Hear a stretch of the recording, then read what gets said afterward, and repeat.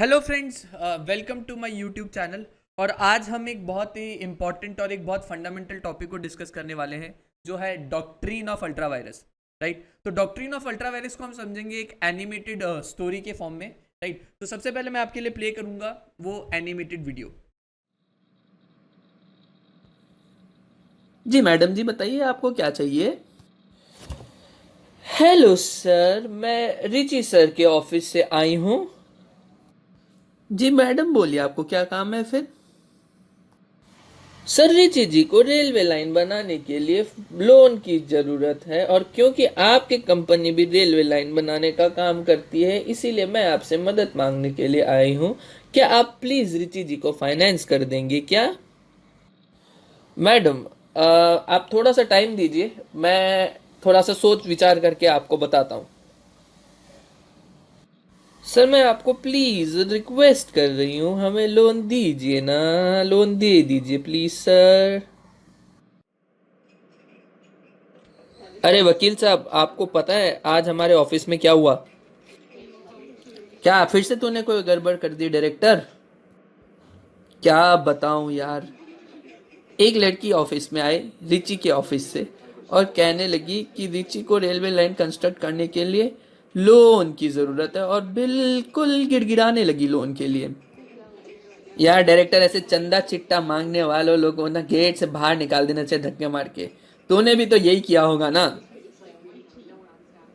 देख यार, वैसे तो मैं सख्त लौंडा हूँ, लेकिन वहां मैं पिघल गया और मैंने लोन देने के लिए हाँ कर दी।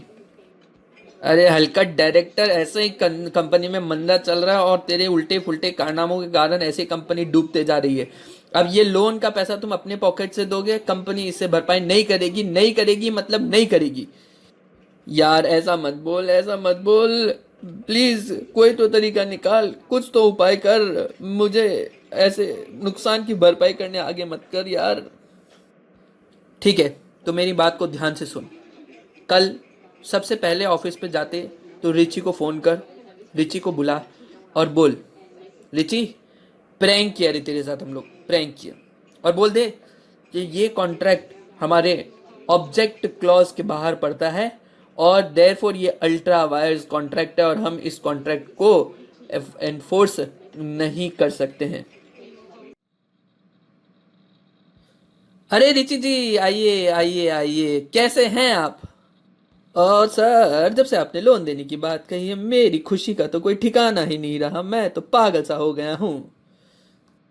ए रिची, प्रैंक किया रे तेरे साथ, प्रैंक कर दिया तेरे साथ। सर, क्या मतलब है प्रैंक किया मतलब। अरे यार, उस दिन तेरे सेक्रेटरी आया था, थोड़ा सा भावना में बह गया हम, और भावना में बहते बहते उसको हम हाँ कर दिया। दरअसल बात यह है कि हम लोग का ऑब्जेक्ट क्लॉज में फाइनेंसिंग करना अलाउड नहीं है, ये हम लोग का ऑब्जेक्ट क्लॉज से बाहर है, और इसीलिए तेरे को हम लोग कोई लोन नहीं दे सकता। I am very sorry Richie. Sir, मैंने आपका मेमोरेंडम पढ़ रखा है, उसके ऑब्जेक्ट क्लॉज के एक पॉइंट में लिखा है जनरल कॉन्ट्रैक्ट। आप लोग जनरल कॉन्ट्रैक्ट कर सकते हो, तो यार ये लोन हमको जनरल कॉन्ट्रैक्ट के नाम पे दे दो। नहीं रिची, मेमोरेंडम में भले ही जनरल कॉन्ट्रैक्ट की पावर दी गई है, लेकिन जनरल कॉन्ट्रैक्ट के तहत हम लोग कोई भी अनशन काम नहीं कर सकेगा। मुझको रिची जी माफ करना, गलती म्हारे से हो गई। गुस्सा आ रहा है हमको, जोर से गुस्सा आ रहा है, बहुत जोर से गुस्सा आ रहा है। कुछ भी हो, हम ये लोन तो लेके रहेगा, हम कोर्ट में जाएगा, कोर्ट में जाएगा हम, और कोर्ट कचहरी में आपसे झगड़ा करेगा, और कोर्ट में ही आपसे मिलेगा। उम्मीद करता हूँ कि आपको ये स्टोरी पसंद आई होगी। थोड़ा सा इसमें ह्यूमर डालने की कोशिश की गई है। राइट, तो अब अपने कंसेप्ट की तरफ चलते हैं और जानने की कोशिश करते हैं कि डॉक्ट्रिन ऑफ अल्ट्रा वायरस में एक्चुअली हुआ क्या था। तो जैसा कि मैंने आपको बताया कि जो कंपनी थी एशबरी रेलवे कैरियज, उसने एक कॉन्ट्रैक्ट किया था रिची के साथ, और ये कॉन्ट्रैक्ट फाइनेंस प्रोवाइड करने के रिलेशन में था। ठीक है, उसके बाद सब्सिक्वेंटली कंपनी ने मना कर दिया फाइनेंस करने के लिए, और उसने कहा रिची को कि साहब ये जो कॉन्ट्रैक्ट है ये अल्ट्रा वायर्स है। अब इसमें जो रिची था उसने कहा कि साहब आप जो है हमें जनरल कॉन्ट्रैक्ट के तहत जो है लोन प्रोवाइड कर सकते हो, ये आपके एमओए के अंदर है, जनरल कॉन्ट्रैक्ट आपके एमओए में आता है और इस जनरल कॉन्ट्रैक्ट के तहत आप हमें लोन दे सकते हो। लेकिन अपनी बात पे ये अड़े रहे एशबरी वाले। एशबरी वालों ने कहा कि नहीं नहीं साहब, ये हमारे ऑब्जेक्ट क्लॉज के बाहर है, राइट। अब मैटर पहुंचा कोर्ट में। कोर्ट के जज ने क्या कहा? कोर्ट के जज ने एक रूल अप्लाई किया, रूल ऑफ एजुजदम जनरिस। इंटरप्रिटेशन का एक लॉ होता है, रूल ऑफ एजुजदम जनरिस। मैं आपको एक सिंपल एग्जांपल देता हूं। मान लीजिए दो दोस्त आपस में मिलते हैं, ठीक है। एक ने कहा कि यार मैंने दुकान खोली है। दूसरे ने पूछा भाई कौन सी दुकान खोली है?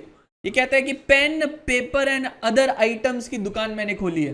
तो एक बात बताइए, जब इसने कहा कि pen, paper and other items, तो क्या सामने वाला जो इसका दोस्त है इससे वॉशिंग मशीन डिमांड कर सकेगा क्या? क्या कोई लैपटॉप डिमांड कर सकेगा क्या? क्या कोई स्टील का प्रोडक्ट डिमांड कर सकेगा क्या? अब बोलेंगे नहीं साहब, जब pen, paper and other items बोला है तो इसका मतलब क्लियर है कि ये अदर आइटम्स स्टेशनरी से रिलेटेड ही होना चाहिए, ठीक है।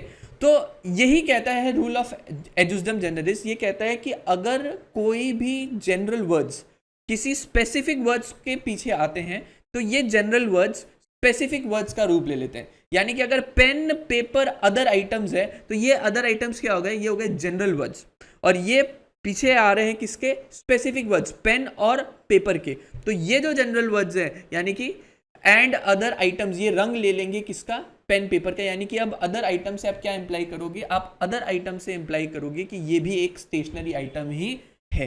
तो जज ने इसी रूल ऑफ एजुजदम जनरिस को इंप्लाई किया और कहा कि साहब जब आपके ऑब्जेक्ट क्लॉज में ये लिखा हुआ है कि to make or sell or lend on hire railway carriages, wagons and all kinds of railway plant fittings, machinery, rolling stocks, to carry business of mechanical engineering and general contractor, इसका मतलब ये है कि ये जनरल कॉन्ट्रैक्ट जो है ये रूप ले लेंगे with respect to plant fitting and machinery. तो ये कॉन्ट्रैक्ट्स जो भी होंगे with respect to plant fitting and machinery, आप इससे रिलेटेड कोई भी जनरल कॉन्ट्रैक्ट कर सकते हो। और लॉजिकल भी है साहब, अगर आपने एमओए में लिख दिया कि जनरल कॉन्ट्रैक्ट और उसके आड़ में आप कुछ भी अगर कर सको, अगर आप कोई भी किसी भी तरह का कॉन्ट्रैक्ट कर सको, तो फिर एमओए में ऑब्जेक्ट क्लॉज होने का लॉजिक ही क्या बना? इतनी इलॉजिकल बात हो गई कि मेरे एमओए में फिर मैं कह रहा हूं कि भाई मेरे को एक ऑब्जेक्ट क्लॉज चाहिए, फिर तो हर कोई क्या करेगा? 2-3 ऑब्जेक्ट क्लॉज में डाल दिया और फिर चौथा क्या डाल देगा? General contract. और जनरल कॉन्ट्रैक्ट के तहत कोई भी अनशंड काम करने लग जाएगा, राइट। तो जज ने ये साफ साफ कह दिया कि भाई जनरल कॉन्ट्रैक्ट का इंप्लीकेशन यहाँ पर साफ साफ है कि ये विथ रिस्पेक्ट टू आपको प्लांट फिटिंग एंड मशीनरी इनसे रिलेटेड अगर कोई जनरल कॉन्ट्रैक्ट है तो आप कर सकते हो। देयरफॉर जज ने यही कहा कि साहब ये फाइनेंस का कॉन्ट्रैक्ट जो आपने एंटर किया है ये वॉइड कहलाएगा और डायरेक्टर्स इसको कैंसिल कर सकते हैं, यानी कि डायरेक्टर्स पैसे देने से मना कर सकते हैं। और साथ ही ये भी कहा गया कि क्योंकि ये एक अल्ट्रा वायर्स ट्रांजैक्शन है, बियॉन्ड दी अथॉरिटी ट्रांजैक्शन है, इस ट्रांजैक्शन को रेटिफाई नहीं किया जाएगा। यानी कि शेयर होल्डर्स इसे अप्रूवल, रेटिफिकेशन मतलब क्या होता है? किसी इवेंट के होने के बाद आपने उससे परमिशन लिया है, तो ये इवेंट आपने अग्री कर लिया, आपने लोन दे दिया, उसके बाद अगर आप शेयर होल्डर से परमिशन ले तो क्या ये ट्रांजैक्शन वैलिड हो जाएगा? तो कोर्ट ने कहा बिल्कुल नहीं होगा, ये तब भी वॉइड रहेगा क्योंकि ये एक अल्ट्रा वायरस ट्रांजैक्शन है, राइट। तो ये है all about doctrine of ultra vires, right. तो उम्मीद करता हूं कि आपको ये टॉपिक समझने में आसानी हुई होगी। अगर आसानी हुई है तो प्लीज़ हमारे चैनल को सब्सक्राइब करें, और आपको किसी भी और टॉपिक पे वीडियोस चाहिए या फिर कोई भी और आपको टॉपिक के ऊपर जानना हो तो मुझे कमेंट करके ज़रूर बताएं। वीडियो पसंद आई तो वीडियो को ज़रूर लाइक करें और अपने दोस्तों के साथ शेयर करें, ठीक है। मुलाकात होगी आपसे अगले वीडियो में। थैंक यू वेरी मच दोस्तों, थैंक यू।